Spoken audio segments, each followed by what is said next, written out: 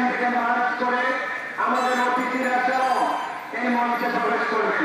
যে সকল অতিথিদের ফেসবুক পোস্ট ঘোষণার মাধ্যমে আপনারা দেখেছেন কেউ এখানে বক্তৃতা দেওয়ার জন্য আসবেন না, সকলেই সকল মানুষকে নিয়ে মার্চ করে মাঠে প্রবেশ করবেন।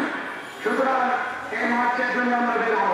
দ্বিতীয়ত, আমাদের সকলের প্রতি সহনশীল হওয়া, সহযোগিতার মনোভাব রাখা, উগ্রতা পরিহার করা, দেশের ভাবমূর্তি অক্ষুণ্ণ রেখে আমরা ফিলিস্তিনের পক্ষে সংহতি জানানো, কোন রকম বিশৃঙ্খলা, কোন রকম বাড়াবাড়ি এইগুলো করবো না বলে আমরা শপথ করেছি।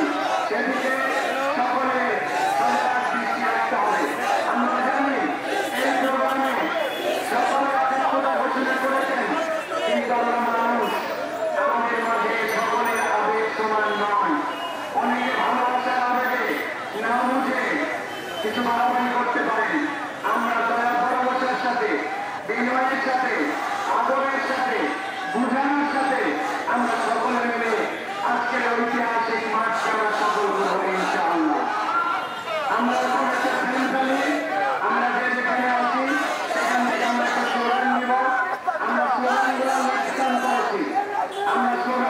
নির্ধারণ করেছি, সেইগুলো আপনাদের সামনে আমরা 2 বাজার পর থেকে উন্মুক্ত করে দেব। সেন্ট্রাল